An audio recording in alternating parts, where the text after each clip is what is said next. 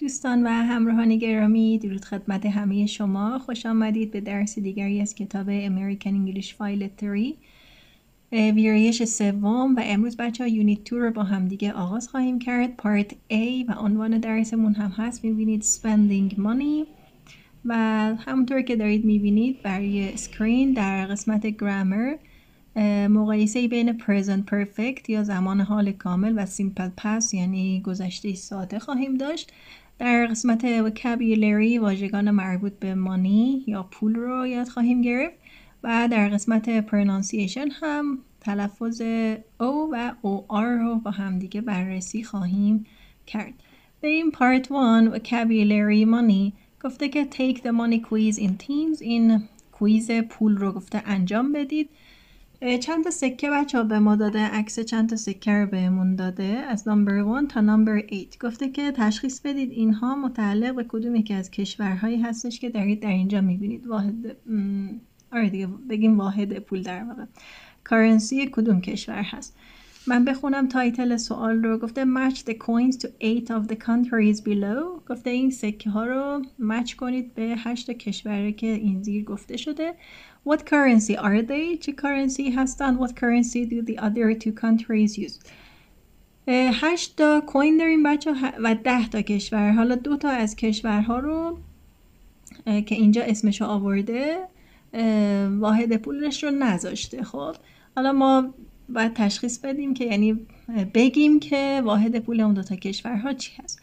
تشخیصش بچه اصلا کار سختی نیست اگر یه مقدار با واحدهای پول آشنایی داشته باشید، یا یعنی کلا سکه ها به صورت کاملا واضح داره راهنماییمون میکنه که متعلق به کدوم کشور هستن.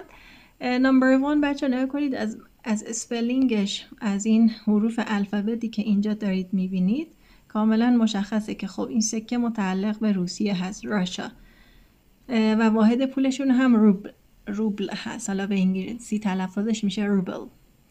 نمبر 2 بچه دارید میبینید واحد پول چین هست، یوان یا یوان هم ممکنه تلفظ بشه. خب این چاینا.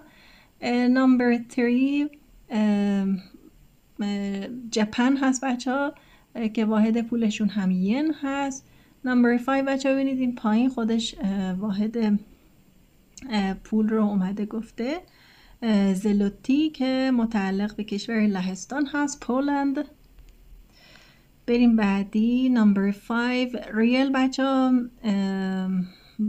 واحد پول خیلی کشور هست. حالا این کوینی که اینجا گذاشته مربوط به برزیل هست. نمبر 6 ببینید بچه باز نمبر 6 خودش اومده یک راهنمایی کرده، پسوز که واحد پول یه سری از کشورهای، فکر میکنم خیلی از کشورهای آمریکای جنوبی باشه، که حالا این کشوری که مچ میشه با این کوین مکزیک هست دیگه، مکزیکو. بعد نمبر 7 فرانک کاملا مشخصه دیگه، مربوط به سوئیتزرلند هست. و فورنت هم بچه ها متعلق به کشور مجارستان هست یا هنگری. حالا 2 تا کشور موند، یکی ترکی هست یکی هم فرانس، که فرانس خب جزئی از اتحادیه اروپا است و واحد پولشون یورو هست. ترکی هم که واحد پولشون بچه ها لیرا هستش، لیر. خب این پارت 2 هم بریم تست کنیم ببینیم چند تاشو بلدیم. true false دیگه، سریع بخونیم جالبه. حالا یه سری سوال. part A یعنی بگیم A، part نه دیگه. The first coins were made by the Peruvians. شک دارم بچه ها با پرویی ها اولین سکه ها رو ساخته باشن. این فالسه به هر حال، ولی حقیقتش هم نمیدونم که اولین سکه ها رو کی هست، ولی میدونم که تو محدوده اون کشوری که حالا ساخته شده اولین کوین ها توی همین محدوده میدل ایست بوده، یک محدوده تو همین خاور میانه بوده. B the largest American bill is worth 100. خب اوکی. C میگه که bills are always made of paper. اسکناس ها همیشه از کاغذ ساخته میشه. خب نه، من فکر نمی کنم بچه این گونه باشه، این فالس هست. اما اینکه چه کشورهایی دارن از تکنولوژی های جدید استفاده میکنن که اسکناس های غیر کاغذی تولید کنن I really don't know. اگر کسی بچه اطلاعات دقیقی داره بذاره توی کامنت ها، ممنون میشم. ولی اینکه اسکناس ها الزاما حتما از کاغذ ساخته بشه میدونم که فالس هست بچه. دی میگه که the US penny costs 2.4 cents to make. میگه که پنی، اولا بگم که پنی بچه یعنی همون سنت که میدونید سنت در واقع واحد کوچیک پول آمریکا هست که هر 100 سنت معادل $1 هست. خب حالا این داره میگه هزینه ساخت یه دونه سکه 1 سنتی فکر میکنم منظورشه دیگه اینجا. آره هزینه ساخت سکه 2.4 سنت میشه. حالا این منظورش بچه اینه که خود فلز سکه ارزشش بالاتر از اون مبلغی که روش نوشته شده. این رو میخواد بگه که من نمیدونم واقعا حالا این true هست یا false. اگه کسی بلد هست، چون دیگه این خیلی اطلاعات دقیقه. ای میگه the Japanese yen is the world's oldest currency still in use. نه بچه ها جپن نیست. تا جایی که من میدونم پوند انگلیس هستش بچه ها، قدیمی ترین کارنسی یا واحد پولی که هنوز داره استفاده میشه. سالیان سال، شاید صدها سال داره استفاده میشه. خب این از این کویز جالبی بود. بریم سراغ پیج 154 ببینیم که در قسمت واژگان قرار هستش که چه واژگانی رو با هم دیگه یاد بگیریم. خب ببینید بچه ها من چجوری اینو نشون بدم. خب money verbs توی پارت اول بچه ها در مورد فعل هایی که مربوط به پول هست با هم دیگه یاد میگیریم. توی پارت 2 prepositions یا حرفای اضافه، توی پارت 3 nouns و در پارت 4 هم phrasal verb مربوط به چند تا phrasal verb مربوط به money رو با هم دیگه یاد خواهیم گرفت. حالا توی verbs بریم بخونیم اینها رو. این قسمت ها بچه ها میدونید که listening داره دیگه. من چون میخوام بخونم و translate کنم وقت گیر خواهد شد، اونجوری دیگه آدیوها رو پلی نمی کنم، خودم میخونم و ترجمه میکنم. Part A گفته complete the sentences with a verb from the list in the correct form. بخشید بچه 13 تا جمله میبینید بچه ها اینجا به ما داده شده. خب و حالا و روبروی هر کدوم از این جمله ها یه جمله دیگه گذاشته شده با همون مضمون که ما بایستی فعل مربوطه رو، فعلی که این جمله رو کامل کنه و در واقع معنای همین جمله اولیه رو بده، ما باید پیدا کنیم از این لیست و بذاریم اینجا. من با مثال توضیح بدم. مثلا number 1 گفته my uncle died and left me $5,000. خب گفته عمو یا دایی من فوت کرد و برای من $5,000 گذاشت.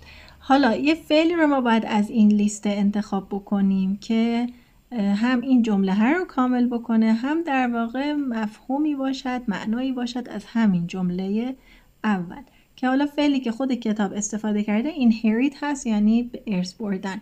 I'm going to inherit $5,000. من قراره که $5,000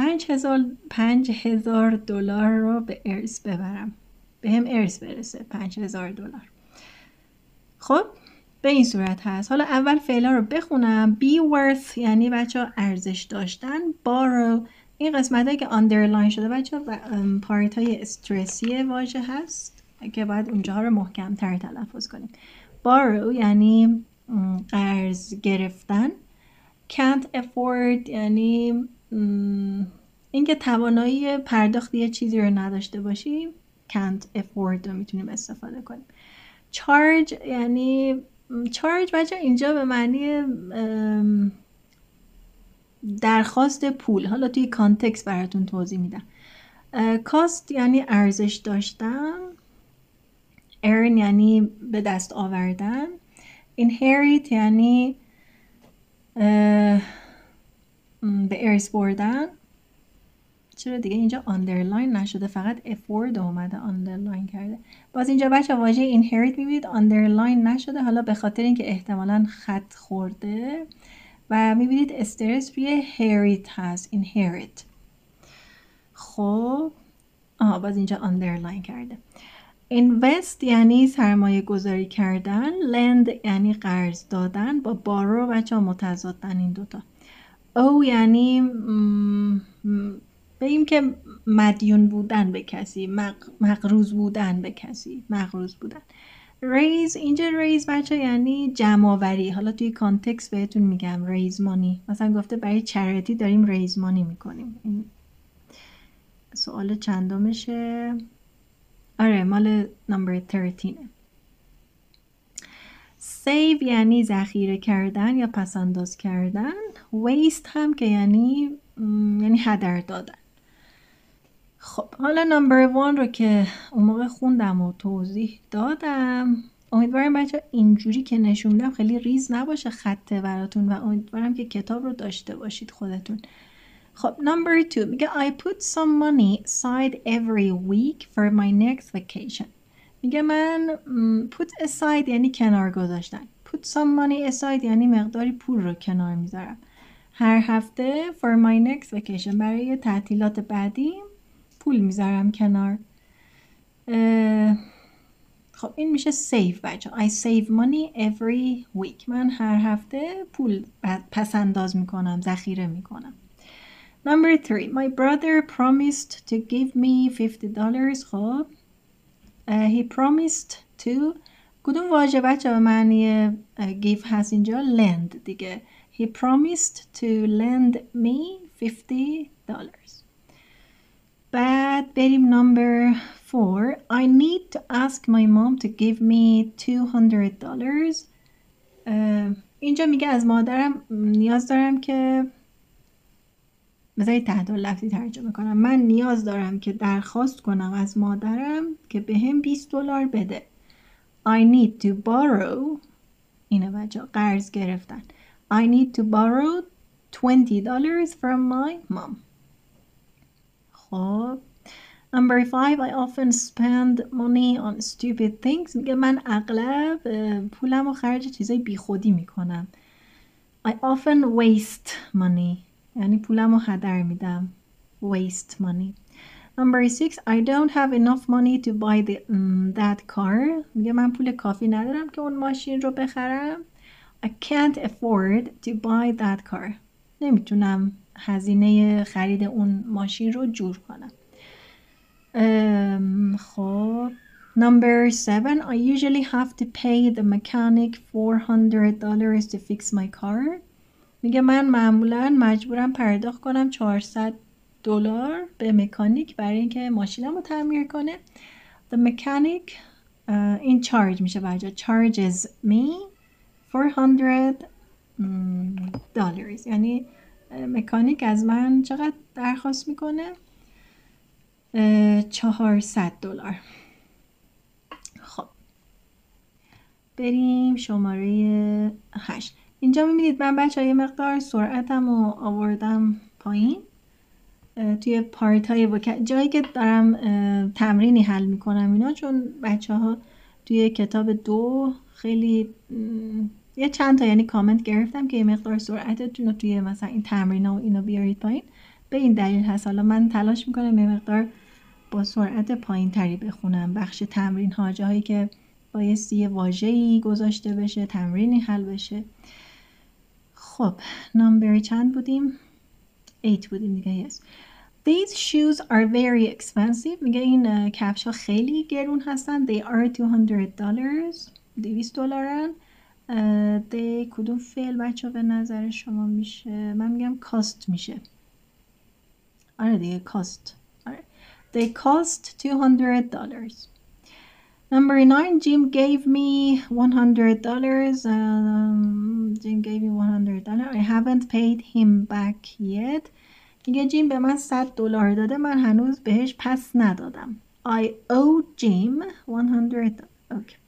اینه بچه این فعله او. میگه من به جیم $100 بدهکارم.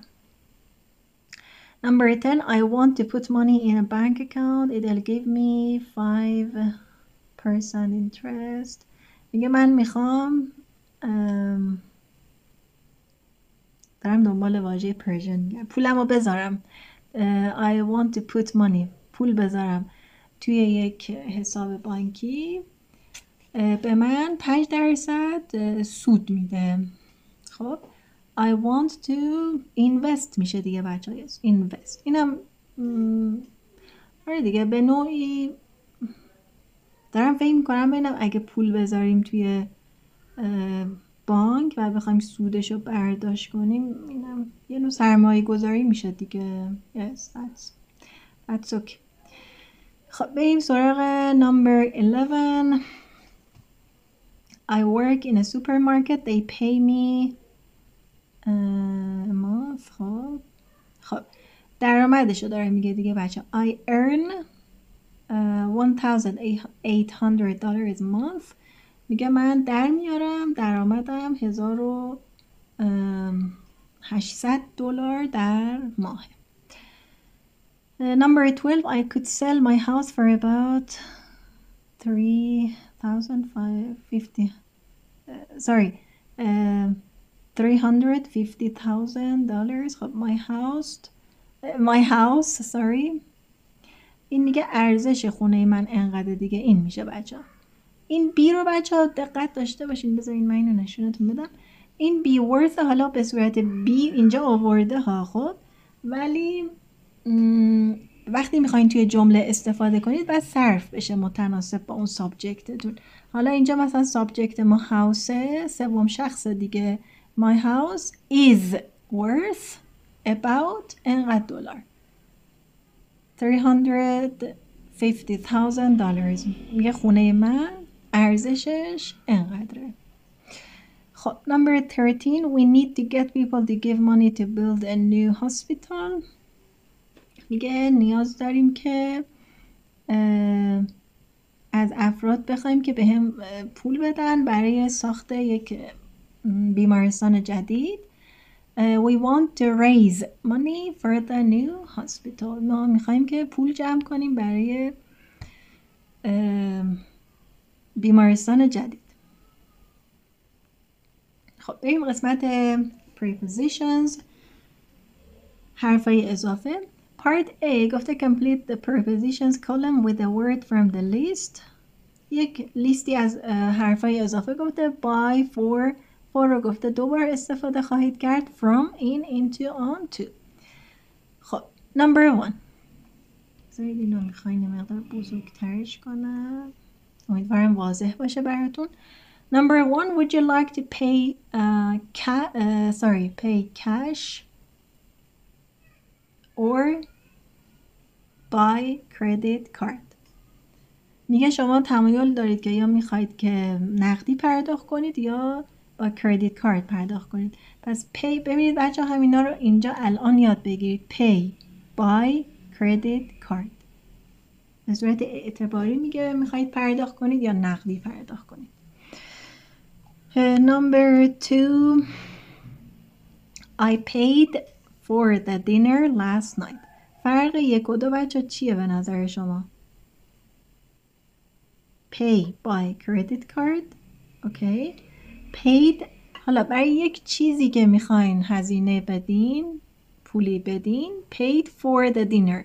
I paid for this t-shirt مثلا انقدر $. I paid for this mug انقدر مثلا یورو. اینو حواستون باشه. Number 3, I spent 100 on books yesterday. میگه من هزینه کردم یا پرداختم برای کتاب ها $100 دیروز. چقدر چیز شد واقعا 10 تا لفظی شد. خب spend بچه on هست prepositionش، همینجا یاد بگیرید. من هی وای میستم اینا رو میگم. پس شد pay by credit card, pay for something, okay, spend on something بچه ها. اینا حواستون باشد.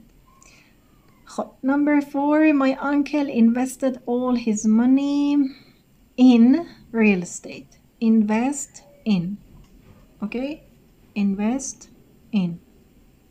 باز یه بار دیگه الان برمیگردم. بذارید برم number 1. خب pay by credit card. اوکی pay for something, spend on something, invest in something. Number 5 I don't like lending money to. I don't like lending money to friends. میگه من دوست ندارم به دوستان پول قرض بدم. Okay. Number 6 I borrowed a lot of money from the bank. پس چی شد؟ I borrowed a lot of money from the bank. میگه من قرض گرفتم یه عالمه پول از بانک. They charged me $120 for a haircut. میگه از من $120 طلب کرد، درخواست کرد برای یه مو کوتاه کردن. پس چی شد؟ charge me for something. charge somebody for something بچه. Number 8 I never get into debt. میگه من هرگز مقروض نیستم یا خودم رو زیر قرض، منظورش اینه، نمیذارم. I hate owing people money. من متنفرم از اینکه به مردم مقروض باشم. خب در مورد واژه debt بچه بگم که B silent هست، نگه debt. اوکی؟ این اشتباهی هست که خیلی از زبان آموزها ممکنه انجام بدن. خب پارت preposition تمام شد. بریم سراغ پارت بعدی، پارت 3 nouns. خب match the nouns and definitions. باز اینجا چند تا definition برای ما آورده و چند تا واژه که اینها رو با هم دیگه مچ میکنیم. خب من میخونم و توی خوندن بچه ها معنی میکنم دیگه. Number 1 بیل خودش حل کرده. A piece of paper that shows how much money you have to pay for something. میگه یه تیکه کاغذ که نشون میده چه مقدار پولی رو شما باید پرداخت کنید برای یک چیزی. خب بیل که خودش انجام داده. Number 2 the money you get for the work you do. میگه پولی که شما میگیرید برای کاری که دارید انجام میدید. خب این میشه salary. استرسش هم بچه ها میبینید پارت اولش هست، توی سیلاب اولش هست، یعنی حقوق. در حقوق دیگه، آره حقوق مثلا ماهیانه. Number 3 money that you pay to the government. میگه پولی که شما به دولت پرداخت میکنید، tax، مالیات. Number 4 money، فکر کنم سرعتم باز رفت بالا. Money that somebody or a bank lends you. میگه پولی که یک شخصی یا بانک به شما قرض میده، میشه loan بچه ها، یعنی وام، loan. Number 5 money that you have available and a plan of how to spend it. For example a vacation. میگه پولی که شما دارید توی دستتونه و برایش یک پلنی دارید که چگونه اینو خرجش کنید. خب این میشه باجت بچه ها، باجت. استرسش هم رو سیلاب اولش هست، یعنی بودجه. خب Number 6 money that you borrow from a bank to buy a house. میگه پولی که شما از بانک قرض میگیرید که یک خونه بخرید، میشه mortgage. Okay. وام مسکن میتونیم بگیم دیگه، وام خونه، وام مسکن. Number 7 a fast way of paying where you hold your card or phone over a reader and don't use your PIN. میگه یک راه پرداخت سریع که شما کارتتون اونجا نگه میدارید روی اون، حالا دستگاه مربوطه منظورش هست، over a reader منظورش هست، یک بگیم کارتخوان دیگه. و از پین هم استفاده نمی کنید. خب میشه contactless payment، پرداخت بدون تماس، اینجوری میتونیم بگیم.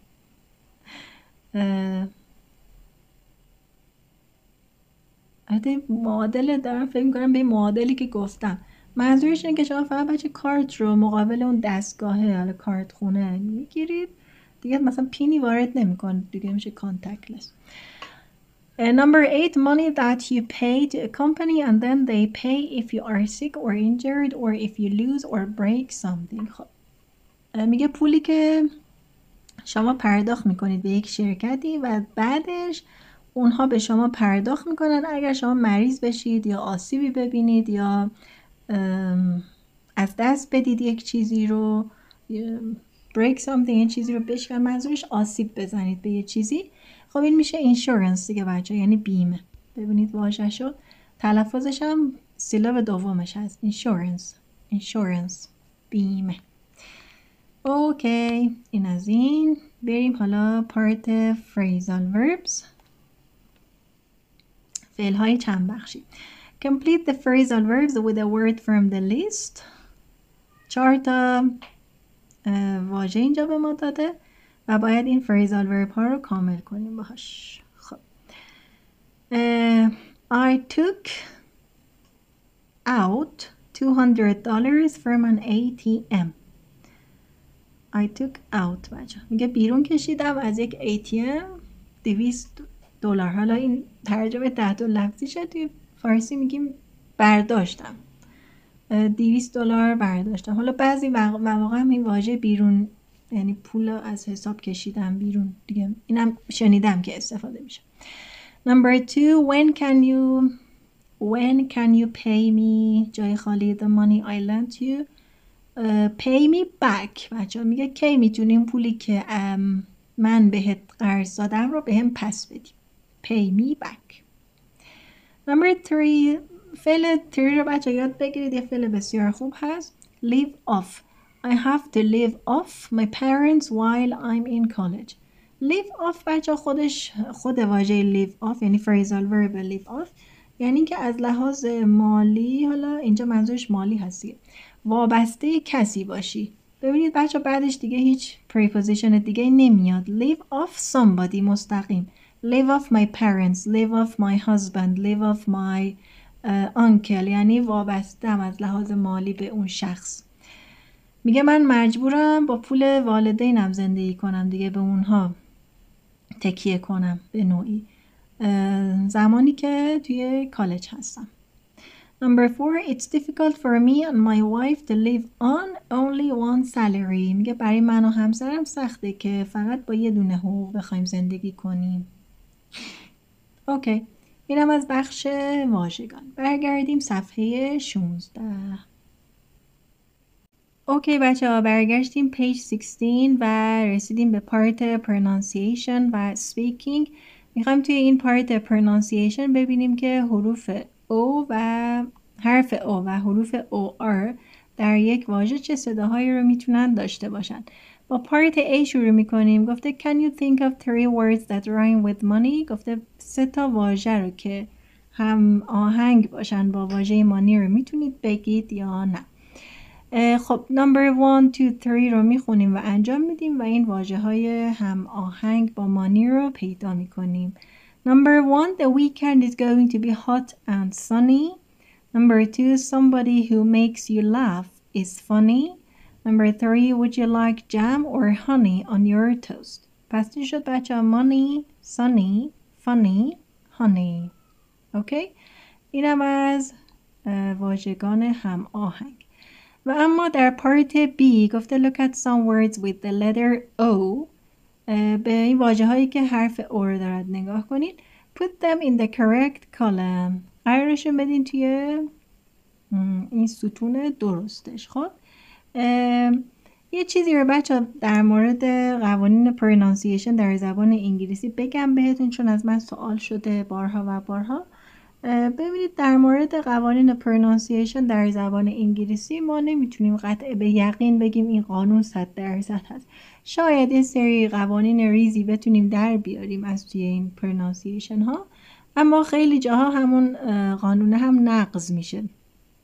یکی از قوانین رو من میگم بهتون اینجا. مثلا اگر حرف ای بیاد آخر یک واژه، خب و این حرف ای باعث میشه که او همون صدایی رو داشته باشه که در حروف الفبا داره، یعنی همون او تلفظ بشه. خب به این ای میگیم ماجیک ای که باعث شده این او همون صدایی رو داشته باشه که توی حروف الفبا داره، او. خب یا مثلا توی واژه کلوف. اما همینجا توی همین لیست واژگانی هستن که این قانون رو نقض میکنن، مثل واژه دان مثلا، یا مثل واژه سام. آخرش هم ای داره ولی خب این ای ماجیک نیستش که بیاد باعث بشه این صدای او بده، یعنی دون بگیم اینا، مثلا سوم بگیم اینا. خب حالا باز اینا قوانین ریز تلفظیه دیگه، من وارد این قضایا نمیشم که اصلا خب یعنی برای این کتاب اصلا جایگاه این گفتن این قوانین هم نیست. خب ولی بهتون توصیه اکیدی که دارم میگم که وقتی واژه‌ای رو یاد میگیرید، برای اولین بار باهاش مواجه میشید، سعی کنید این رو با تلفظش یاد بگیرید. همون اولین بار یه مقدار وقت بیشتر بذارید و واژه رو با تلفظش بیاموزید که بعد دیگه سر تلفظها مشکلی نداشته باشید. گرچه بچه به مرور زمان شما همطور که اسپیکینگ انجام میدین، رایتینگ می نویسید، ریدینگ یعنی متن میخونید و یا گوش میدین، به مرور زمان اینا جا میافته براتون. اما این تلفظ چک کردن هم بسیار مفید هستش. اوکی، حالا بریم این بخش رو با هم دیگه گوش بدیم، ببینیم که این حروفی که صورتی کرده که حرف او هستش کدوم یکی از این صداها رو میتونه داشته باشه. من این قسمت رو پلی میکنم. 2.5 2.5 Up, done, from, money, nothing, some, one. Clock, borrow, contactless, dollar, honest, promise, shopping. Phone, close, go, loan, sold. خب این هم از لیست واژگانمون که با حرف او بود. و اما بریم پارت بعدی پرونانسیشن که دو تا حرف او و آر کنار هم میخواد بگه که چه تلفظی دارن. اینو بچه ها میتونیم تقریبا قطع به یقین بگیم که او آر بخشید همون صدای اور رو میده در بسیاری از واژگان. حالا باز هم استثناء پیدا میشه. توی این لیست دو تا استثناء داریم که بعد از اینکه گوش دادیم بهتون میگم و خودتون هم یقینا به سرعت متوجه خواهید شد. 2.6 okay here 2.6 Afford, mortgage, order, work, organized, store, worth. اوکی، دو تا واژه‌ای که تفاوت داشت بچه چی بوده؟ که واژه work و یکی هم واژه worth. اینو بچه نه خیلی تلفظ میکنیم، نمیگیم work، نمیگیم worth، نه و نه میگیم work و یا worth. یه چیزی میتونم بگم ما بینش، شاید بین این دوتاست.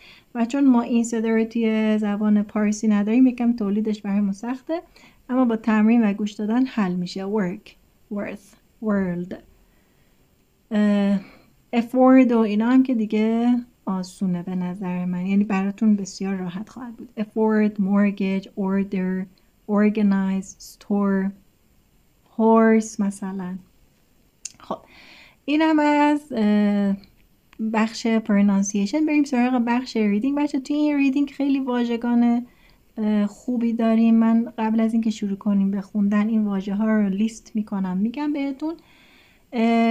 اما قبل از اینکه کلا کار در مورد ریدینگ رو شروع کنیم، صحبت های این خانم توی تد تاک هم هست. میتونید حتما که نه، حالا اگه دوست داشتید میتونید مراجعه کنید به چنل تد و سخنرانی این خانم هم گوش بدید که در مورد همین قضیه اومده توضیح داده که چگونه 1 سال رو بدون پول آنچنان خرج کرده و یه تمرین بسیار خوبی هم هست برای لیسنینگتون و لهجهش بریتیشه دیگه. آره یک بریتیش نسبتا غلیظی هم هست. اوکی، خب تاپیک رو بگم، بعدم واژگان رو بگم، بعدم که شروع کنیم به خوندن و ترنسلیشن. One woman's no spend year and how she survived. میگه سال بدون خرج یک خانم و اینکه او چگونه زنده ماند. یک سال رو بچه با یک هزینه بسیار اندک سپری کرده که حالا دلیلش رو توی تکست خواهیم دید. خب واژگانی که میخواستم در مورد این متن، یعنی قبل از اینکه شروع کنیم بگم، واژه فایننس بچه ها یعنی امور مالی، اینا میتونیم بگیم. unnecessarily یعنی به صورت غیر ضروری. radical plan، radical بچه خود واژه radical یعنی اساسی یا چیزی که از پایه است. خب بعد radical planی که میگیم توی این تکست من اینگونه برداشت میکنم که منظورش اینه که یک چیزی رو از پایه و اساس میخواید درست بکنید، یک تغییر اساسی، یک پلانی که قراره بر اساس اون پلان یه تغییرات اساسی ایجاد بشه. بعد دیگه واژه بعدی کازمتیکس که خب میدونید یعنی وسایل آرایشی. مویسچرایزر یعنی مرطوب کننده. essentials اینجا بچه essential یعنی ضروریات زندگی. واژه بعدی isolated یعنی منزوی میتونیم بگیم. و socialize هم که یعنی میتونیم اینجا بگیم مثلا دور هم جمع شدن، کنار هم بودن اینها. و البته واژگان دیگه هم هست که من نگفتم، گفتم این واژه ها به احتمال خیلی زیاد کاربردی تر باشه براتون و اینا رو اکسترکت کردم، ولی حالا میخونیم و ترنسلیت میکنیم و واژگان خوب دیگر رو هم در طول متن خواهید دید. خب بریم متن رو شروع کنیم بچه ها. She rode her bike 120 miles to a wedding and her lunch budget was just 65 cents a day. میگه اون دوچرخه سواری کرد، با دوچرخه رفت 120 مایل رو که بره به یک مراسم عروسی و بودجه ناهارش فقط 65 سنت در روز بود. خب اجازه بدین. خب paragraph A. Michelle McGay, a 34-year-old journalist, had a mortgage of $290,000 that which she wanted to reduce. میگه این خانم میشل مکگی یک روزنامه‌نگار 34 ساله یک وام خونه، یک وام مسکنی رو داشته به قیمت $290,000 که خب میخواسته کمش کنه. حالا منظورش احتمالاً با باز پرداخت به بانک دیگه از شر این مورگیج خلاص بشه. Last November she looked at her finances and she discovered that every year she spent a lot of money unnecessarily. میگه نوامبر گذشته، نوامبر سال پیش. چه جالب بچه، الان هم تو ماه نوامبر هستیم، اینم حالا ماه نوامبر گفته. نگاه کرد، بررسی کرد اون امور مالیش و خرجایی که کرده و کشف کرد یا بگیم پیدا کرد یا بگیم فهمید که هر سال یک عالم پول رو به صورت غیر ضروری خرج کرده بچه ها. For example، برای مثال $2,000 hanging out with friends, $1,400 in restaurants and $500 in coffees. میگه $2,000 خرج کرده که با دوستاش این ور اون ور رفته، $1,400 توی رستوران خرج کرده و $500 هم برای قهوه خرج کرده. So she made a radical plan to stop spending money for a year. در نتیجه یک پلن اساسی، یک پلن رادیکالی چیده که چیکار کنه؟ To stop spending money for a year، که متوقف کنه این خرج کردناشو توی یک سال. این موس باز اذیت کرد. She continued to pay her internet, gas and electricity bills and allowed herself $40 a week to buy food and household essentials. میگه اون ادامه داد که پرداخت اینترنت و ابز اینترنت و برق و گاز و اینا رو همچنان انجام میداد و این اجازه هم به خودش داد که هفته $40 رو استفاده کنه برای خرید غذا و ضروریات خونه. But she couldn't spend money on anything else. اما نمیتونستی که پول بیشتری رو روی چیز دیگه‌ای خرج کنه. اینا رو برای خودش در واقع این قوانین رو برای خودش گذاشته. همین رادیکال پلانه که میگن، یعنی یک تغییر اساسی میخواسته توی زندگیش طی این 1 سال ایجاد کنه. No clothes, no buses or flights, no meals out, no coffees and no cosmetics. میگه توی این 1 سال هم قرار شده که لباسی نخره، یعنی خبری از لباس و اتوبوس و هواپیما و بیرون غذا خوردن و قهوه و لوازم آرایشی هم نبوده. توی اون 1 سال هیچ خبری از اینها نبوده، یعنی قرار بوده که نباشه. اینجوری این رادیکال پلان رو چیده. خب پاراگراف بی میگه she cooked large quantities of curry and bolognese sauce which lasted her a week and which she ate with rice or pasta.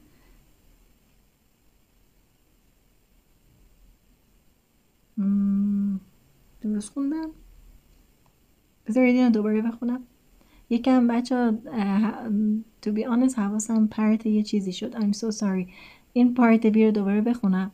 She cooked large quantities of curry and bolognese sauce which lasted her a week and which she ate with rice or pasta. خب میگه اون مقدار زیادی از سس بلونی و کری رو درست میکرده، میپخته که برای 1 هفتهش کافی بوده. lasted یعنی ادامه پیدا میکرد برای 1 هفته، یعنی 1 هفته توی 1 هفته جواب میداده این چیزی که میپخته. and which ate with rice or pasta. حالا این سوسی هم که درست میکرده رو با چی میخورده؟ یا با برنج یا با پاستا.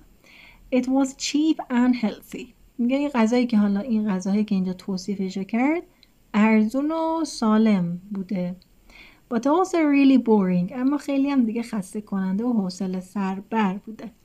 She also experimented with homemade cleaning products and beauty treatments like using vinegar for cleaning or olive oil as moisturizer. میگه اون همچنین امتحان کرد این محصولات خونگی تمیز کننده و نمیدونم این تریتمنت رو مثلا میگیم راه های زیبایی، مثلا روش های زیبایی، خلاصه اینها رو بیوتی تریتمنتش و کلینینگ پروداکتش اینا همه چی بوده؟ خونگی بوده. حالا چیا؟ اینجا مثال زده. مثل چی؟ مثل استفاده از سرکه like using vinegar for cleaning برای تمیز کردن، از سرکه استفاده می‌کرده or olive oil as moisturizer و از روغن زیتون هم به عنوان مرطوب کننده استفاده می‌کرده. But she decided that most of them didn't really work. اما تهش دیگه به این نتیجه رسیده که واقعا بیشتر این چیزا کار نمی‌کنه. آره دیگه مثلا olive oil به عنوان مویسچرایزر شاید بتونه یک مقدار حالا پوست رو مرطوب نگه داره، ولی خب کاری کرم مرطوب کننده رو به نظر منم واقعا نمی‌کنه. Paragraph C میگه at first she tried to see her friends as often as before. میگه اول این پلنه تلاش میکرد که دوستاشو مثل قبل ببینه. She rode her bike 120 miles to be at a friend's wedding. میگه 120 مایل رو رکاب زده، دوچرخه سواری کرده که توی عروسی یکی از دوستاش باشه. and camped in their yard to avoid paying for a hotel room. و به جای اینکه بره توی هتل اتاق بگیره توی حیاط همون دوستش کمپ کرده، یعنی چادر زده و همونجا مونده. The following weekend آخر هفته بعد she rode 60 miles to meet friends. 60 مایل هم رکاب زده که بره دوستاشو ببینه. But she couldn't join them for dinner in a restaurant. اما نتونسته برای شام به اونها ملحق بشه توی یک رستوران. And when they went out, she drank tap water. میگه وقتی هم که اون و دوستاش رفتن بیرون، نوشیدنی که این خانم میشل مصرف کرده آب بوده. آب شیر بوده. Tap water. In the end, در پایان, she simply went out less. دیگه کم کم بیرون رفتنشه، یعنی میگه به سادگی دیگه خیلی کم کرد. Which made her feel more isolated. که باعث شد اون فرد حس چی داشته باشه؟ انزوا و منزوی بودن داشته باشه. Paragraph D. Of course, she couldn't afford to travel, so she missed a trip to the beach with friends. خب البته که میگه نمیتونست، منظورش اینه که مخارج یک سفر رو فراهم کنه، در نتیجه یک سفر به ساحل رو از دست داد. سفری که قرار بوده با دوستانش باشه از دست داده. Her only vacation was a bike trip where again she camped. میگه تنها تعطیلاتی که توی این یک سال رفته یک سفر با دوچرخه بوده که دوباره باز چادر زده. به جای اینکه مثلا بره هتل چادر زده در حالا اون مقصدش، دیگه چیزی نگفته که مقصد کجا بوده. Here for the first and only time in the year. میگه اینجا برای اولین بار و تنها بار در اون سال she bought food that she had not cooked herself. French fries for $2.50. میگه اونجا تو اون سفری که داشته، بایک تریپی که داشته، برای اولین بار و تنها بار یه غذایی رو خریده که خودش نپخته بوده. حالا اون غذای چی بوده؟ فرنچ فرایز بوده. چقدر بوده هزینهش؟ $2.50. خب paragraph E. At the end of the year she had saved $29,000. میگه پایان سال چقدر سیف کرده بود؟ $29,000 سیف کرده بود. She was much slimmer and in better shape.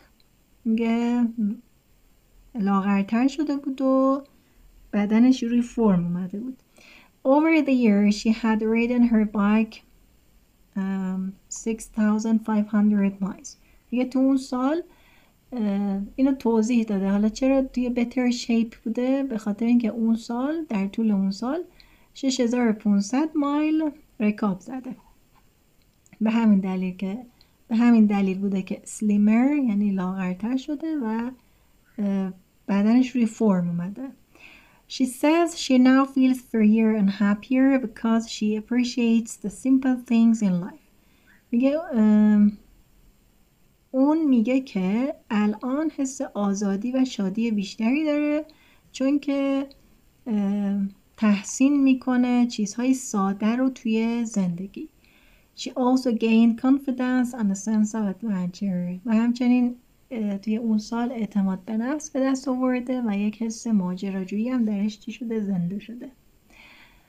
بریم paragraph F. But she learned the hard way that you can't really socialize if you don't want to spend money. اما اون یاد گرفت the hard way that you can't really که شما واقعا نمیتونید socialize گفتم یعنی توی جمع باشید.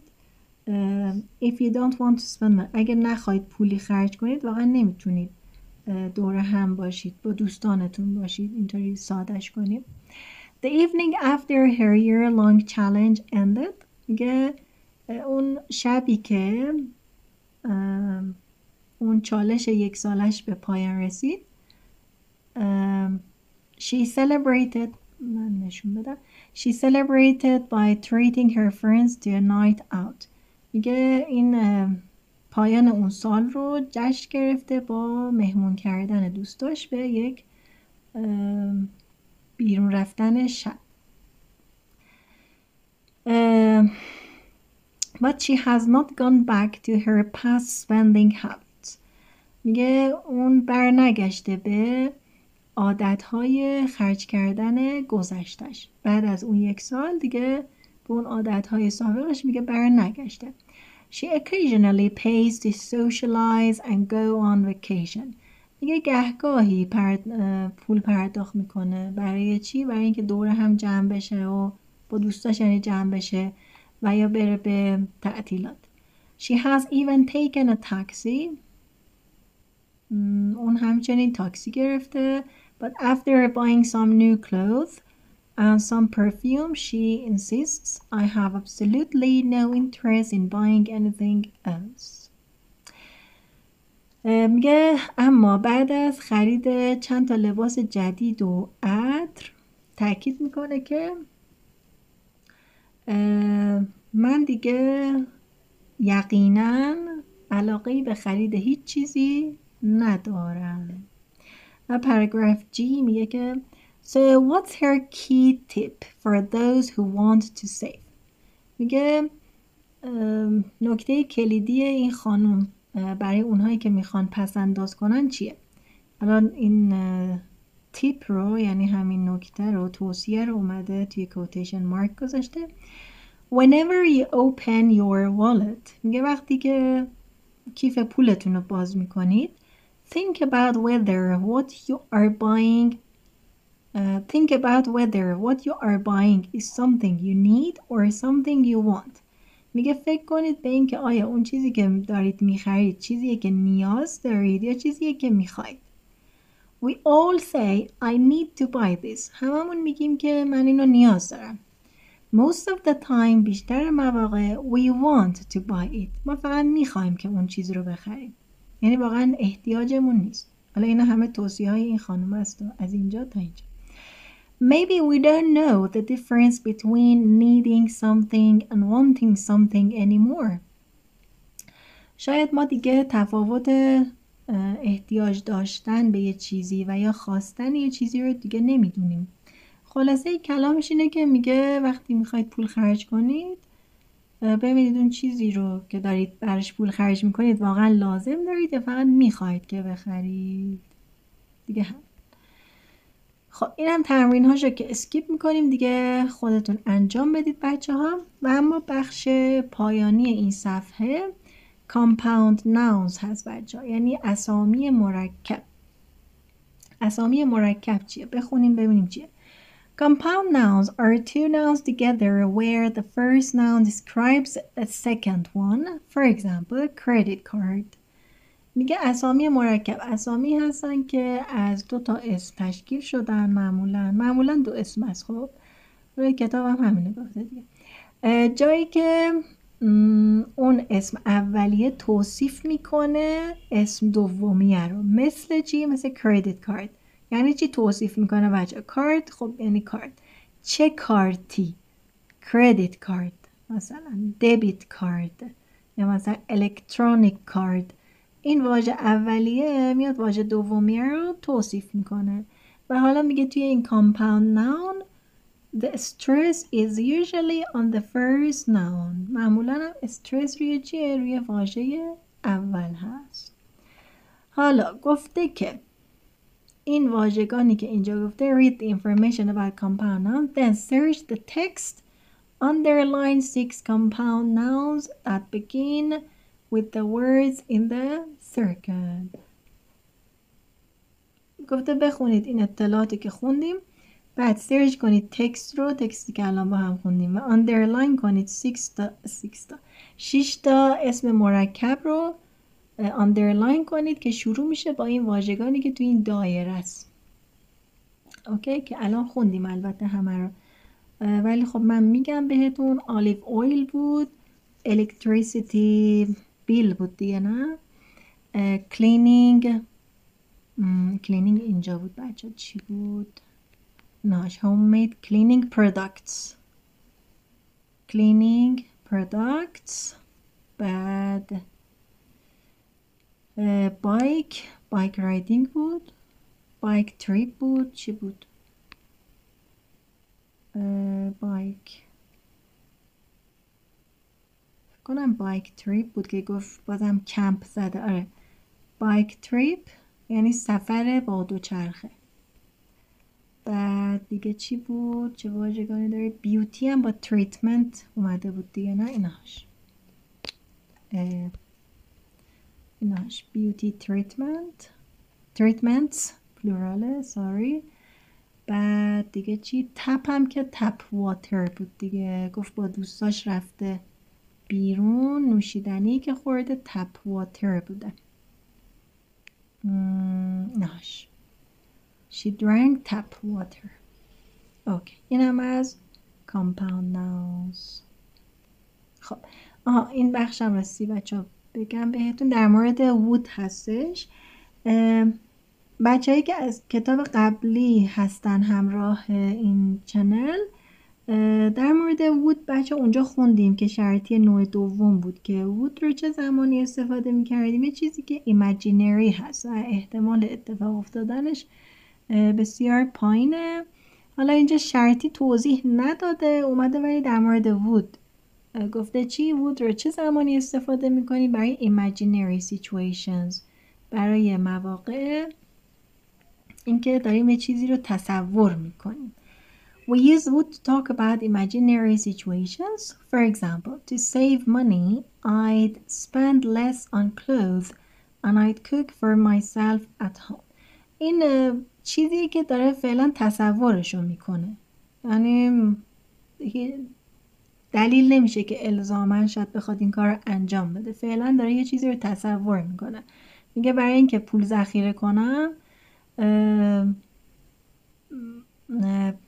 پول کمتری رو برای لباس خرج خواهم کرد و خودم توی خونه غذا خواهم پخت.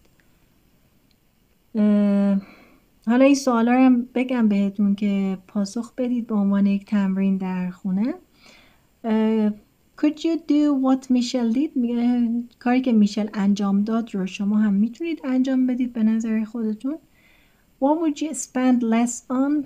میگه روی چه چیزی پول کمتری خرج خواهید کرد. What would you eat؟ چه چیزی میخورید. How would you get around؟ چجوری این ور اون ور میرید. How would you socialize cheaply؟ چجوری با هزینه کمتری با دوستانتون میرید جایی socialize میشید. خب دیگه اینا رو پاسخ بدین دیگه بچه ها. اگه سوالی هم داشتید میتونید توی کامنت ها بپرسید. اینم از این صفحه، پایان صفحه 17.